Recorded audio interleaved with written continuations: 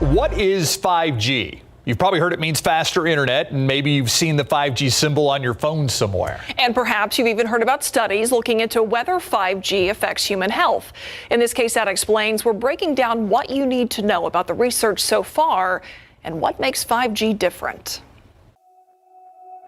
Well, I say what it isn't Wi-Fi. It's 5th generation. That's what 5G stands for, 5th generation. It's not a specific technology. It's actually a standard. The 5G defines a performance level for a network.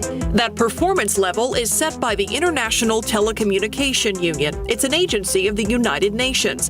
The ITU sets the technical standards needed to keep the entire world communicating and connecting.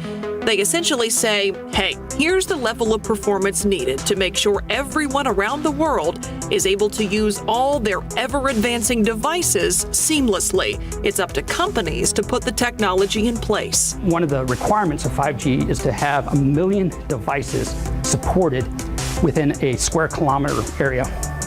That's by definition. The giant brick cell phones of the 80s, that represented the first generation. Then came 2G, which allowed us to make calls and send text messages. 3G added internet access. Okay, so now we're getting into the discussion of what's really different between 4G and 5G. A huge goal of 5G is to increase capacity from 4G. More people have more devices and more ways to use them, and we want to use them everywhere. So we need more power. What 5G specifies now that 4G didn't do is what they call millimeter waves, which are up in the tens of gigahertz, from 28 gigahertz up to 50 gigahertz. Millimeter waves help increase speed because they support a wider bandwidth, which allows those waves to send more data. But there's a problem with those millimeter waves. They don't propagate well. That means they don't travel through obstacles like walls, for example. So something is needed to give those waves more oomph. Smaller cells. Think of a cell as the area around an antenna where your device gets connectivity.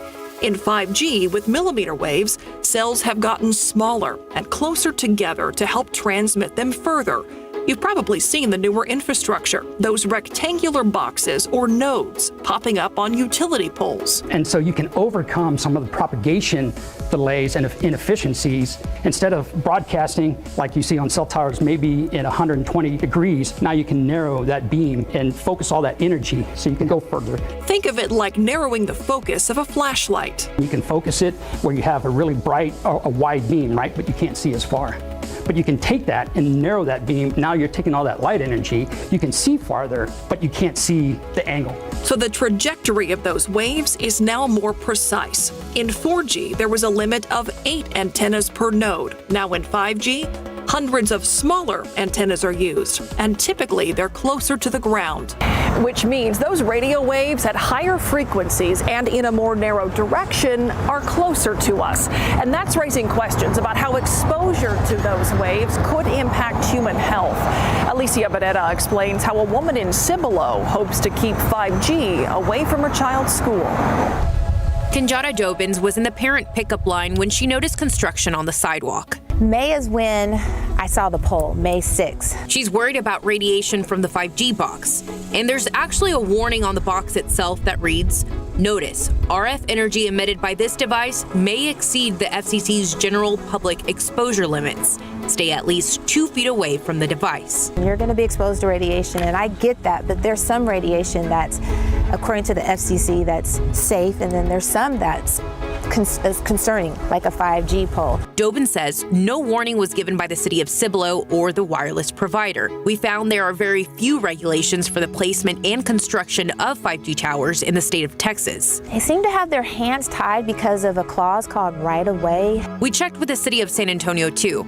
Consistent with federal guidelines, San Antonio's right-of-way management division cannot restrict the installation of wireless tower poles in public rights-of-way more than 50 feet wide.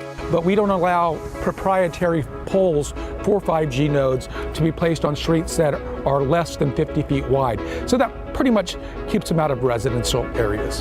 However, there are some regulations wireless companies must follow. There's an application that they have to make. They have to have proof of insurance, and then they have to make sure that they're only putting it on infrastructure within the city's right-of-way. In Cibolo, the city successfully negotiated the removal of 2 towers not in compliance with their zoning guidelines. The city of San Antonio tells us it has, so far, never removed any nodes. There are 725 of them. The nodes are clustered in the downtown area and north and northwest sides. You will see more and more 5G nodes over the next few years because that is going to become the standard. Yet, more people are challenging the standard. I think it's just important for AT&T or Verizon, whatever carrier, communicate with the community about the risk or the non-risk. Give us an opportunity to know what their science is. Studies have been done on the health impact of 5G, how what's radiating from those antennas affects us. But if you do a quick Google search, what you find can be confusing. So is there proven, consistent reason for concern? What the research says and why there's a problem with it. When KSAT Explains continues next. Welcome back to KSAT Explains here on the news at 6. We're answering questions about 5G. It means faster internet and better connectivity, but there are big health concerns for some. But is there proven, consistent reason for concern? The short answer is so far, no.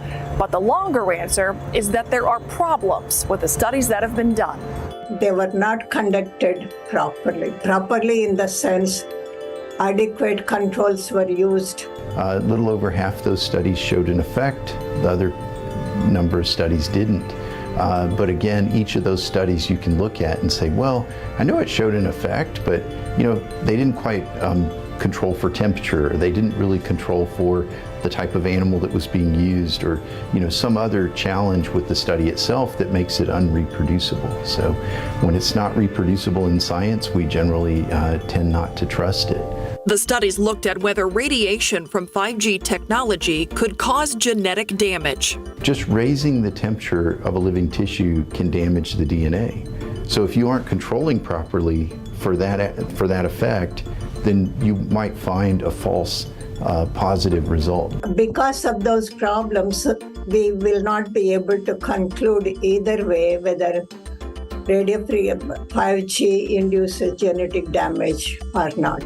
Dr. Vijay's latest publication highlights the need for more stringent, better controlled experiments.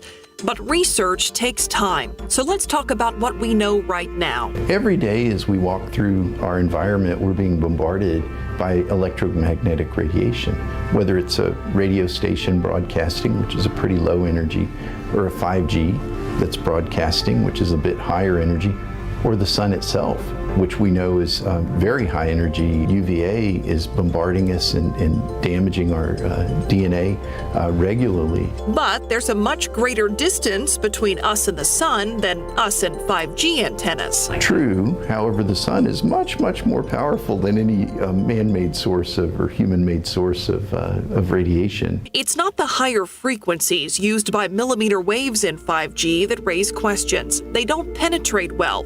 It's the transmission, all those smaller cells which create more opportunity for exposure. Exactly. If there is some 5G DNA damage, it's probably very small, and our bodies are normally repairing it in the way that they should. A publication from the National Institutes of Health in 2019 showed biological responses in some frequencies, but concluded that there was contradictory information and too few studies. In 2020, the World Health Organization noted no adverse health effect, but again, only a few studies. If you are concerned, there are some things you can do. My recommendation is use speakerphone or use Bluetooth, which is connecting through a different type of radio wave, and place the device itself, that's the 5G device, a little bit further from you. Even a foot or so can make a dramatic difference. The bottom line is there is no proof either way whether 5G technology is safe or not. But researchers are still looking for that proof. We may very well have a very different perspective on it in 5 years. You can find all of our KSAT Explains stories by scanning this QR code or go to ksat.com/explains. Look for Explains Mondays at 6:30.